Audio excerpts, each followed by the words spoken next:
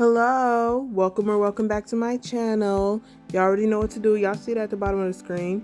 Oh, did y'all know that when people be like, "Oh, subscribe and leave a like," it there's like a little light that lights up around the subscribe button and the like button.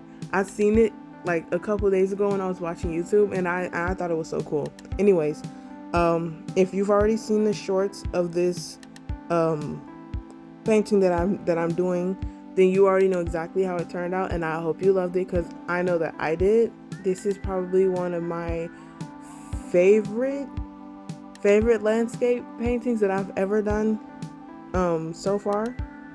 Even though this painting has taken me so long to make. Now, this painting I started it because if you saw in the beginning, the sky part was already painted. I painted that like months ago. I think like during the beginning of summer this year, I painted that. And then it's just been sitting like that ever since until I decided to finish the painting. And that's because I really wanted to paint it. I really wanted to paint it during this summer, but I was just not feeling creative. I was not motivated this summer, which is really weird because I feel like a lot of the paintings that I made this summer is probably like some of the most creative pieces that I've made so far. So that it's kind of weird. I wasn't motivated, but at the same time, like it's some of my most creative pieces that I've made to date. So yeah, I just never finished it, and I was originally gonna like paint over it and just make something completely different. But at the same time, I couldn't bring myself to just paint over it because I really wanted to finish this piece. And I've already painted something like this, similar, like the reference photo that I used for this painting. I've already like used that reference photo like two other times. I think the first time I used it when making, it was a part of that pointillism series that I was doing on my channel. There's a playlist for that if you want to watch all the shorts of when I did pointillism. And then I turned around and then I used it again to make like a watercolor landscape painting. And that one kind of turned out okay. It wasn't that good. I'm not that good with watercolors, if you already know.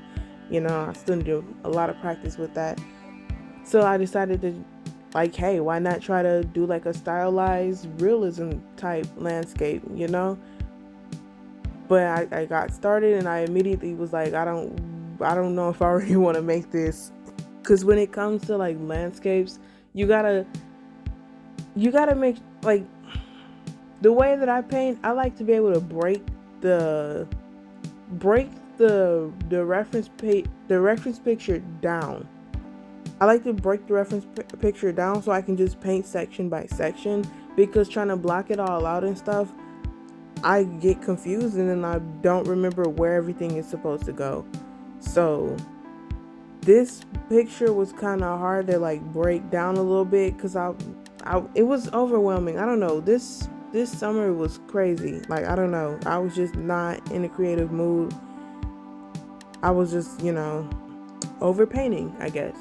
And that's also part of the reason why, I've been sketching more in my sketchbook recently. If you've been here and you've been watching and all of that, why I've been making a lot of, short content about sketchbooks and stuff, is because I just kind of got burnt out with painting. But recently, I've been wanting to paint again, and y'all saw, if you watched the previous video, you saw the other painting the first painting that I've painted in a while, and I absolutely love that one. And I still kind of felt like I wanted to paint again, so I decided to finally finish this piece, and that's exactly what I'm doing now.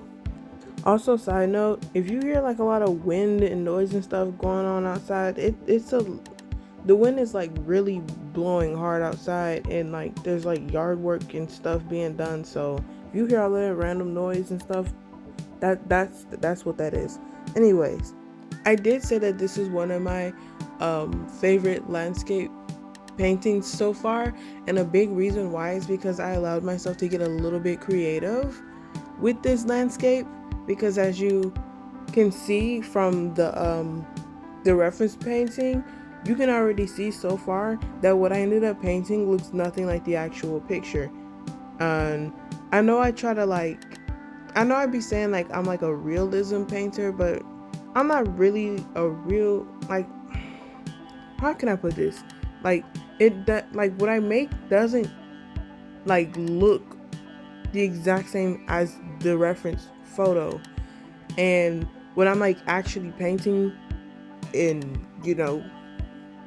making this stuff, I I tend to like get frustrated when the details don't look exactly like the picture. Like, I think for the longest I've always strived to like try to get so good at like realism to the point where it's like photorealism, but I've been trying to break away from that because I feel like I want to, get a little bit more creative with my art. I don't want to just recreate what's already like been made like a picture. There's nothing wrong with being a photorealism artist. There's nothing wrong with doing realism. It's just that for me, I want to get a little bit more creative. I want to get a little bit more whimsical, for a lack of better words. I want to get a little bit more whimsical, a little bit more creative, and so you can definitely see that I took inspiration from the reference photo, but it doesn't really look like the reference photo. It's a lot different, and I like that because on my other, if you really been watching me, or if you recently just subbed and you're watching all my older content and stuff, you can tell that I really tried. Well, no, you can't, because I don't think I put the reference photo in there. I should have put the reference photos in the videos. But had you seen the reference photos from those videos, you would see that I was really, really, really trying to get every detail the same as the reference photo. And I would always get upset when it didn't turn out that way. I would always get upset. So that's like the main reason why I absolutely loved how this turned out. And it's also helped me get like one step closer to being able to like use my like paint from my imagination, like not completely paint from my imagination, but be able to look at a reference, but also be able to paint in what I'm like imagining in my head. And that kind of like, I can get more creative that way. Like, so this was like a really good practice for that. I also really like this painting because I think this is also probably like one of the first times I've like been able to like make a waterfall and it doesn't look weird, if that makes sense. Because if you look at some of my older art, if you've been around for that long and you watch some of the older videos, you could see that they kind of look weird. I don't know what other words to use, but they just don't look right. They just don't look right. Like this looks like a lot more natural than the other ones that I've made. So that also makes me really happy because I really like waterfalls. So yeah. Oh, quick update on the sketchbook situation. So I think I got like 10 pages left.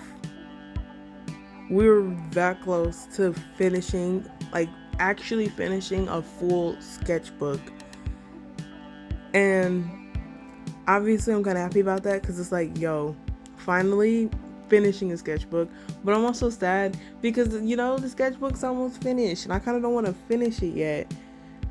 Also too, I kind of don't want to finish, like I've been stalling with my sketchbook simply because turns out I bought a whole bunch of the wrong sketchbooks. The paper is not the same. So the paper that I like to draw on, I think I have maybe like one or two other sketchbooks that has like similar paper, but like the majority of the sketchbooks that I bought are very thin. That is when I learned there's a difference between sketchbook paper and drawing paper. Drawing paper is a lot thicker than sketchbook paper. So I've been really stalling until I can find another sketchbook that got the right paper in it to use, so I can like use more than just pencil in my stuff. the sketchbook paper is so thin that you cannot use markers. I mean, you can use micron markers, like those don't bleed through that much. But like if you want to use like other markers and stuff, you cannot use on that paper. That paper it'll bleed through and it'll make the paper all like warpy and all of that, and that's just not good. So, and also with me practicing like how to draw people and stuff, I hope to soon get like a little bit better than that, so then I can like try to draw like original characters and stuff, because I already kind of like got some ideas for original characters. I've been taking notes and all of that. Anything that comes to mind, I've been writing it down and stuff. So hopefully I can start making some original characters, because I've been seeing a lot of videos and shorts of people like drawing original characters and stuff, and honestly they look so cool, and I want to join in the mix. I want to get in the mix, I want to make some original characters and stuff. It'd be looking so cool and stuff. I already got like one full like character, like I've already like developed a full character. I just have to draw it now, but I don't think I'm ready for that just yet. I still got a lot of practice to do. So yeah. Anyways, at this point, I'm just rambling, which is kind of weird because I don't really talk that much, but at the same time, I love to talk. And yeah, at this point, I'm just talking your ears off. Also, this is a new brush that I used for this painting, and I was not impressed. But wait till you see what this brush did, though. You see that? This is the final piece. This is really good. My brain is all over the place. I'm sorry.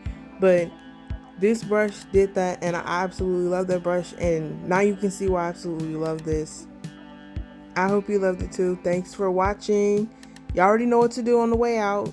Don't act like y'all don't know. I know y'all been on YouTube for a while now. Bye.